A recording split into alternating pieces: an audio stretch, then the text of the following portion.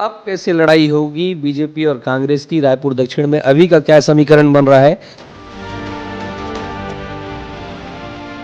तो मेरी वजह से यदि एक वोट का भी उसका नुकसान होता तो वो एक बड़ा कलंक आजीवन मेरे माथे पर रहता।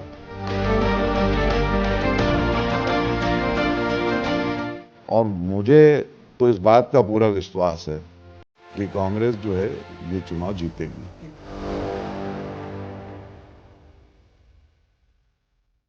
रायपुर दक्षिण में चुनाव का बिगुल बज चुका है और अब चुनाव प्रचार जारी है। ऐसे में जब मैं लगातार रायपुर दक्षिण कवर कर रहा हूं, दोनों ही पार्टियों की संभावनाओं को देख रहा हूं, तो नए नए समीकरण निकल कर आ रहे हैं। कल जब कांग्रेस की तरफ से आकाश शर्मा ने नामांकन दाखिल कर दिया और आज सुनील सोनी ने नामांकन दाखिल कर दिया, इसके बाद और आगे क्या क्या समीकरण बनने वाले हैं वो सब मैं आपको बताता रहूंगा। लेकिन आज मैं आपको एक ऐसे व्यक्तित्व से मिलाने जा रहा हूं जो कि 2018 में बृजमोहन अग्रवाल के खिलाफ बहुत ही शानदार तरीके से चुनाव अभियान किए थे और बहुत ही कम मार्जिन से वो हारे थे। ऐसे में जबकि उनका नाम बहुत तेजी से आ रहा था कि उन्हें इस बार भी प्रत्याशी बनाया जाएगा, ऐसा क्या हुआ कि उन्हें प्रत्याशी नहीं बनाया गया, जिसके बाद वो आज नामांकन दाखिल करने पहुंचे थे। लेकिन बड़े बड़े नेताओं ने उन्हें मनाया और उसके बाद वो नामांकन वापस लिए। इसलिए मैं आपको मिलाने जा रहा हूं कन्हैया अग्रवाल जी से। भैया नमस्कार, स्वागत है आपका। धन्यवाद। भैया आज आप नामांकन दाखिल करने पहुंचे थे, क्या रहा उसका, क्या कारण था? ऐसी जो है कुछ एक आदमी जब थोड़ा सा विचलित होता है तो वो नामांकन में दाखिल करने गया था, लेकिन मुझे वहाँ जाने के बाद महसूस हुआ कि ये ठीक कदम नहीं होगा, क्योंकि लगभग मैं 37 साल से कांग्रेस में हूँ। जब मैं 1987 में NSUI का शहर महामंत्री बना था तब से कांग्रेस में हूँ। तो जो अंदर की जो भावनाएं थी वो उसके लिए मंजूर नहीं कर रही थी कि मैं भरूं नामांकन। और फिर मुझे ऐसा लग रहा था कि आकाश जो हमारा छोटा भाई भी है, वो जो कैंडिडेट है, मेरे किसी भी एक ऐसे प्रयास से उसका यदि नुकसान होता है तो वो आजीवन मेरे ऊपर कलंक के रूप में रहेगा। तो फिर मैंने तय किया कि ये मुझे नहीं करना चाहिए और मैंने नामांकन दाखिल करने का जो विचार था उसको पूरी तरह से त्याग दिया, वापस लौट आया। आपके इस मन परिवर्तन के पीछे क्या राज था? किसी ने आपको फ़ोन किया, किसी ने आपको मनाया, या और क्या बातें हुई जिसके बाद आपका मन परिवर्तन हुआ? देखिए, मनाने की नाराज़गी जैसी कोई बातें थी ही नहीं। मेरा कोई आकाश से नाराज़गी नहीं थी, किसी से कोई नाराज़गी नहीं थी।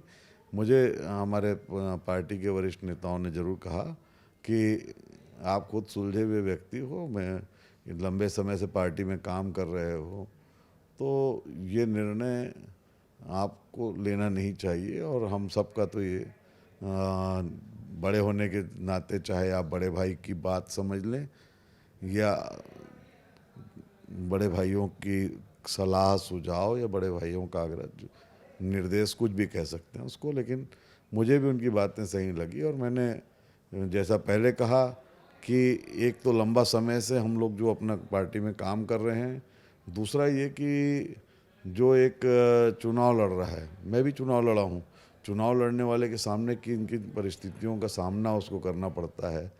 तो मेरी वजह से यदि एक वोट का भी उसका नुकसान होता तो वो एक बड़ा कलंक आजीवन मेरे माथे पर रहता। तो मैं तो सोचता हूँ कि मुझे समय पर जो है इस बात का आभास हुआ और मैं उससे बच गया। किसका फ़ोन आया था? किसने आपको मनाया कि आप ऐसा मत करिए? किसने समझाया आपको? मनाया शब्द से तो मैं पहले ही मना कर रहा हूँ, मनाया जैसा, क्योंकि मैं किसी से नाराज़ ही नहीं था तो मनाने वाली कोई बात भी नहीं थी। हाँ, लेकिन मुझे प्रदेश अध्यक्ष आदरणीय दीपक बैज जी ने कहा, आदरणीय भूपेश बघेल जी ने भी कहा कि ऐसा कुछ ना करें तो ज़्यादा अच्छा होगा, आप सबकी बातों को का सम्मान रखें। भैया लेकिन जब आपका नाम नहीं आया प्रत्याशी के लिस्ट में, तो आपने कहा कि सर्वे हुआ रहा होगा जिसमें आपका नाम नहीं आया था, इस वजह से आप पीछे, मतलब आपका नाम नहीं आया। और कल जब नामांकन की रैली थी उसमें भी आप पहुंचे थे, बहुत धूमधाम से आप लोगों ने नामांकन दाखिल करवाया। फिर ऐसा क्या हो गया कि कल के बाद आज ही आपको वहाँ पे नामांकन भरने का ख्याल आ रहा? देखिए, अब ये बहुत सारी चीज़ें होती है जो अंडर स्टूड होती है, लेकिन ये है कि निश्चित रूप से यदि पार्टी कभी भी प्रत्याशी तय करती है, टिकट देती है, जिसको भी चुनाव लड़ाती है, तो हम चाहे पार्षद का चुनाव की बात हो विधायक हो, सांसद हो, जितने प्रकार के चुनाव होते सर्वे जरूर कराती पार्टी, और उसी के आधार पर पार्टी प्रत्याशी का चयन करती है। और सर्वे में यदि आकाश सर्वश्रेष्ठ है तो निश्चित रूप से उसका पात्र था, इसलिए उसको चुना गया है। और आकाश के साथ हम सब की जो है शुभकामनाएं हैं, शुभेच्छाएं हैं। वो चुनाव अच्छा लड़ेगा, जीतेगा, हम सब साथ होंगे। भैया लेकिन जैसे प्रत्याशी का नाम घोषित हुआ तो जो आप लोग बड़े बड़े नेता हैं कांग्रेस के, उनमें कहीं ना कहीं उदासी देखने को मिली। प्रमोद दुबे ने पोस्ट किया, आपने पोस्ट किया, और ऐसे में अगर कांग्रेस में एकजुटता नहीं होगी तो कैसे आपका नेता इतने बड़े किले को ध्वस्त कर पाएगा, कैसे जीत पाएगा? एक तो पहला ये है कि वो किला नहीं है, दूसरा ये है कि जो पोस्ट की बात कर रहे हैं, तो मैं लगभग हर दिन अपने सभी साथियों को वो सुप्रभात भेजता हूँ, सबको मालूम है।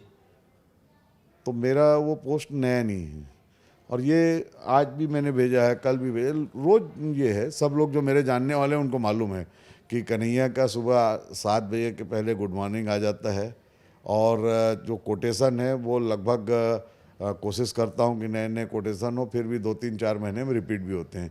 मैं आज देख रहा था कि ये जो मैंने कोटेशन भेजा है, ये मैंने 3 महीने पहले भी भेजा था, तब किसी ने ध्यान नहीं दिया था। कल आप सबका ध्यान आया, क्योंकि ये वक्त के अनुरूप फिट बैठता आप लोग को लगा, इसलिए आपने उस पर ध्यान दिया। नहीं तो यही कोटेशन मैं 3 महीने पहले भेज चुका हूँ। अच्छा भैया ये बताइए कि क्या आपको ऐसा लगता है कि कांग्रेस पार्टी ने आपकी भावनाओं को ध्यान नहीं दिया और इस वजह से आपका नाम नहीं आया?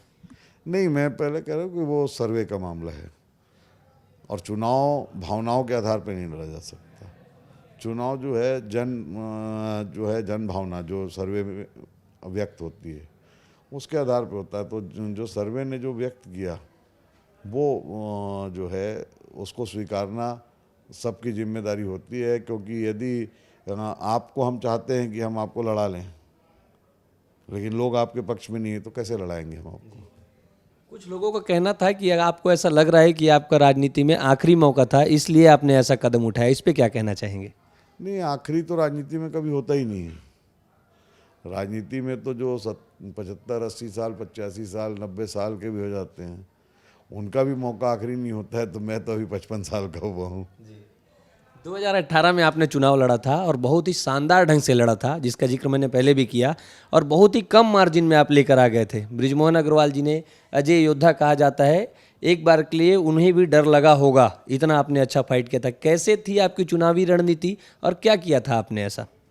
देखिए, हम लोग सीधे तौर पर हम लोगों ने 2-3 प्रयास किए थे। एक, मतदाताओं से सीधा कनेक्ट होना, डोर टू डोर जनसंपर्क में हमने सबसे ज़्यादा ध्यान दिया था, बजाय जो है सभाओं को, और मुद्दों को लेकर के हम लड़े थे।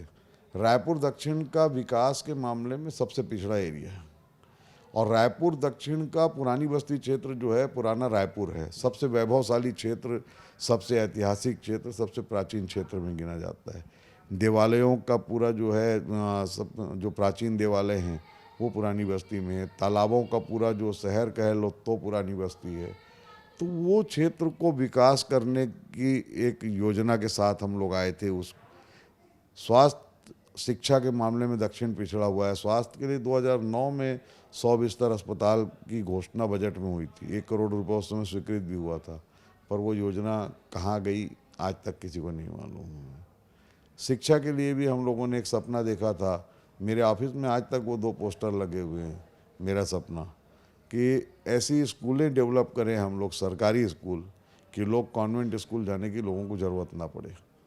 तो ये मुद्दों को लेकर के हम लोगों के बीच में गए कि हमको सेंट्रल लाइब्रेरी एक दक्षिण में स्थापित करनी है, कि हम अपने युवा साथियों को जो है वहाँ अच्छा पढ़ने का माहौल दे सकें।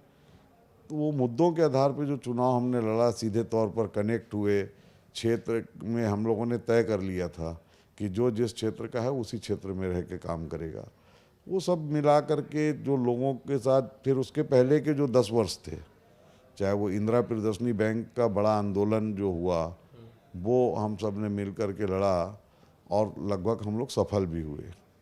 तो उसके कारण एक जन भावनाएँ मेरे साथ थी। फिर जो सुंदर नगर में टोल प्लाजा स्थापित हो रहा था, उस टोल प्लाजा के खिलाफ जो शहर भर के लोगों ने, हम सब ने मिल कर के लड़ाई लड़ी, उस लड़ाई का भी सफल परिणाम आया कि 2018 में ही टोल प्लाजा को हटाने का निर्णय हुआ।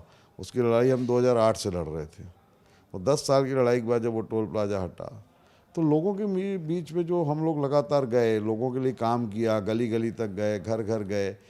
5 साल से मैं अभी भी जो है, इन 5 सालों में मेरे कार्यालय में मैं तो समझता हूँ हर साल हम लोग 500 लोगों का तो हम लोग जन्मदिन मनाते थे। तो सीधे तौर पर एक पारिवारिक रिश्ता बनता है लोगों के साथ में, जब हम अपने साथियों को अपने साथ जोड़ते हैं। एक एक घर में जा कर के हम लोगों ने नेम प्लेट लगाई अपने कार्यकर्ताओं के, लगभग 3000 कार्यकर्ताओं के घर तक पहुँचे, जो एकदम छोटा से छोटा कार्यकर्ता था एकदम, और एकदम बड़ा जो हमारा नेता था, या कह लें कि झोपड़ी से लेकर के महल तक जाना हो, वो काम हम लोगों ने किया। तो ये सीधे तौर पर कनेक्ट हुए, चाहे भाजपा के लोग थे, कांग्रेस के लोग थे, उन सब से भी जो है मेरा जो रिश्ता था वो घर का रिश्ता था, उनके घर था, है और रहेगा, ये भी कहता हूँ मैं, क्योंकि मैं जो है उनसे सीधा घर में ही जा कर के मिलना, बैठना, उन्हीं के साथ जो है रहना। तो ये सब चीज़ों का लाभ हम लोगों को मिला था। अब कैसे लड़ाई होगी बीजेपी और कांग्रेस की रायपुर दक्षिण में? अभी का क्या समीकरण बन रहा है, और अभी की ये जो चुनावी भिड़ंत है इसको आप कैसे देखते हैं? उपचुनाव में तो हम लोग के मददगार बहुत हैं, हम लोग के साथ तो समस्या थी कि मददगार कौन होगा।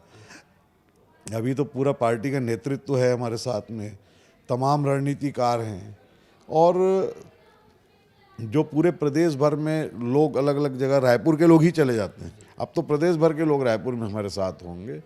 तो एक अच्छा चुनाव हम लोग चुनाव अच्छा लड़ेंगे ये नहीं है, बल्कि इस चुनाव को जीतने के लिए लड़ेंगे। ये अलग बात है कि उपचुनाव में सरकार जो है उसके पास संसाधन होते हैं, सरकारी तंत्र होता है, पर उसके बावजूद भी जिस तरह से 9 महीने के हालात हैं, जो अभी हम लोग देख रहे हैं, आज भी बलरामपुर में जिस तरह की घटना हुई है, कल भी हुई है, तो ये पूरा प्रदेश अराजक की स्थिति में चल रहा है। रायपुर शहर में ही जो है बलात्कार हो रहा है, हत्याएं हो रही है, चाकूबाजी हो रही है, लूट हो रही है। तो ये सारी चीज़ें आम लोग देख रहे हैं। उन बातों को लेकर के घर घर तक जाना, उसको लेकर के जब हम घर घर तक जा रहे हैं तो निश्चित रूप से उसके सुखद परिणाम आएंगे। युवा नेता को मिला है इस बार जिम्मा पार्टी को जिताने का, क्या लग रहा है, भारी पड़ेंगे? निश्चित, क्योंकि यूथ को भी ऐसा लगता है ना कि मेरा प्रतिनिधि आ रहा है। तो अभी तो नए मतदाताओं को जोड़ने के लिए लोग अभियान चला रहे थे, अलग अलग तरीके से नए मतदाताओं की बैठक कर रहे थे, उन लोगों को अपने साथ कनेक्ट करने का प्रयास कर रहे थे। पर अभी उनके बीच का ही यदि युवक प्रत्याशी बन करके आ गया है, तो उसको जो ये कनेक्ट कर रहे थे, ये सीधे कनेक्ट हो चुका है वाला है, तो उसका लाभ मिलेगा। आज ये नामांकन वाले पूरे प्रक्रिया के बाद, और उधर प्रमोद जी भी हो सकता है कि थोड़ा पहले कहीं खफा रहे हों, अब इसके बाद ऐसा मैं मान लूं क्या कि आप लोग अब सब एकजुट होकर लड़ेंगे और आकाश को इसमें बढ़त मिलेगी? निश्चित रूप से सब, देखो मैंने कहा ना कि पहले दिन से, जिस दिन उसको टिकट मिली, मैंने उसको फ़ोन करके बधाई दी थी, शुभकामनाएं दी थी। दूसरे दिन हमारे घर पर भी आया, हमारा छोटा भाई है हमारे घर पर, उसका स्वागत हुआ, पत्नी ने मेरी मिठाई खिला करके उसका स्वागत किया था। हम सब लोग नामांकन रैली में भी थे, आगे भी उसके साथ हैं। और कुछ ऐसा जो आप कहना चाहें अपने लिए, अपने जनता के लिए, या फिर आकाश शर्मा के लिए पूरे चुनावी प्रक्रिया के दौरान जो कहना चाहते हैं आप कह सकते हैं? चुनाव में मैं तो एक चीज़ सबसे निवेदन करना चाहता हूँ, ये दोनों राजनीतिक दलों के कार्यकर्ताओं से खास तौर पर, कि चुनाव को ऐसा न लड़ें कि आपस में हमारे बीच कहीं मनभेद हो जाए, आपसी तनाव की स्थिति बने, क्योंकि चुनाव निपट जाएंगे 13 तारीख को। उसके बाद हम सबको उसी क्षेत्र में एक दूसरे के साथ रहना है, एक दूसरे के साथ ही उसी मोहल्ले में, उसी गली में, उसी वार्ड में रह करके परिवार की तरह ही अपना जीवन गुजारना है। तो ये चुनाव उसकी कोई ऐसा कारण ना बने कि आपस में हम लोगों के बीच में तनाव हो जाए, आपसी संबंध खराब हो जाएं। चुनाव मुद्दों के आधार पे होता है, क्षेत्र के लिए, विकास के लिए होता है। चुनाव आपस में तालमेल खराब करने के लिए या चुनाव आपस के संबंधों को खराब करने के लिए नहीं होता है। मेरा निवेदन है सभी साथियों से कि चुनाव को फ्रेंडली होकर के लड़ें, एक दूसरे का दुश्मन बन करके ना लड़ें। एक अंतिम सवाल मैं पूछना चाहूँगा। बृजमोहन अग्रवाल का गढ़ कहा जाता है रायपुर दक्षिण, और आज जो नामांकन रैली थी उसमें शक्ति प्रदर्शन भी दिखाया गया।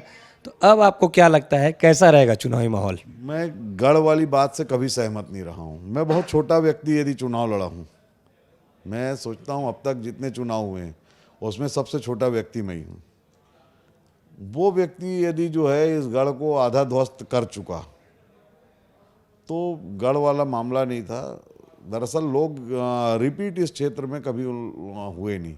यदि इस क्षेत्र में लोग रिपीट होते तो निश्चित रूप से गढ़ कब का ध्वस्त हो गया होता। चाहे वो स्वरूप चंद जी जो पहला चुनाव हारे वही अगला चुनाव लड़ते तो वो चुनाव जीत गए होते, लेकिन कभी भी कोई प्रत्याशी इस क्षेत्र में रिपीट नहीं हुआ। और यही कांग्रेस की सबसे बड़ी कमी मानते हैं आप? नहीं, कमी नहीं, इसमें कई सारी अलग अलग वो समस्याएं। बहुत से प्रत्याशी ऐसे रहे जिन लोगों ने क्षेत्र ही बदल लिया, तो क्षेत्र बदल लिया तो कांग्रेस क्या करती, इसलिए भी चेंज होते रहे। पर एक बड़ा कारण ये जरूर रहा कि प्रत्याशी रिपीट नहीं होने से क्यों उसको जो पुराने जो अनुभव का लाभ मिल जाता वो नहीं मिल पाया। जैसे राजकमल जी लड़े तो वो कसडोल चले गए, गजराज पगारिया जी लड़े, उन्होंने जो है लगभग चुनावी राजनीति से वो बाहर हैं। पारस चोपड़ा जी भी लगभग चुनावी राजनीति से बाहर रहे। किरणमयी नायक जी लोकसभा चुनाव के उसमें थी, नहीं लड़ पाई। योगेश तिवारी बेमेतरा चले गए। तो इसी तरह से जो है क्षेत्र जो है खाली होता गया, जिसकी वजह से कार्यकर्ता जो है उनको कोई वहाँ पर नेतृत्व नहीं मिल पाता था, तो पार्टी वहाँ कमज़ोर हुई। अन्यथा जो है आज भी कांग्रेस में वहाँ इतने लोग हैं, इतने कार्यकर्ता हैं कि आज जब हम लोग बेहद कमज़ोर स्थिति में भी आते हैं तो 40-45 हज़ार वोट हम लोग को मिल जाता है। तो कांग्रेस कमज़ोर नहीं है। कांग्रेस को बीच बीच में नेतृत्व जो हम लोग छोड़ देते हैं। जान लीजिए मैं नहीं जा रहा हूँ क्षेत्र में, तो नहीं जा रहा हूँ तो वो काम कराने के लिए कहाँ जाएगा वो, उसको उसके क्षेत्र के लिए यदि कोई काम करना है तो वो स्वाभाविक है कि किसी न किसी के पास तो जाएगा अपने क्षेत्र की समस्याओं के निराकरण के लिए। वहाँ पर हम जो है जब रिक्तियाँ आई, उस रिक्तियों का फ़ायदा भारतीय जनता पार्टी को मिला। लेकिन पिछले जो है 10 वर्षों में बहुत ज़ोरदार तरीके से दक्षिण में जो है कांग्रेस ने अपने पैर मजबूत किए हैं और वो मजबूती का फ़ायदा अभी मिलेगा। और मुझे तो इस बात का पूरा विश्वास है कि कांग्रेस जो है ये चुनाव जीतेगी। कितने वोटों से कांग्रेस चुनाव जीतने वाली है? ये भविष्यवाणी वगैरह करना ये मेरे लिए संभव नहीं। मैं अपना विश्वास व्यक्त कर रहा हूँ। भविष्यवाणी भविष्यवक्ता जो करते हैं वही सही नहीं हो पाती, तो बाकी बातें तो सब बेकार की है। पर मेरा विश्वास है कांग्रेस जीतेगी। बहुत बहुत धन्यवाद भैया। तो आप सुन रहे थे कन्हैया अग्रवाल जी को, जिन्होंने नामांकन आज खरीदा था लेकिन वो नामांकन दाखिल नहीं किए। उनका मन जो है परिवर्तित हो गया और अब वो कांग्रेस के प्रत्याशी आकाश शर्मा के लिए वोट मांगेंगे और उन्हें जिताने के लिए काम करेंगे। मैं रायपुर दक्षिण के चुनाव में ऐसे सारी खबरें जो आपको जानना चाहिए सब कुछ बताता रहूँगा, ग्राउंड से रिपोर्ट दिखाता रहूँगा। हमारे साथ यानी कि विस्तार न्यूज़ के साथ आप ऐसे ही बने रहिएगा, सारे अपडेट आपको दिलाता रहूँगा। कैमरामैन दुर्गेश साहू के साथ सौरभ तिवारी, विस्तार न्यूज़ रायपुर।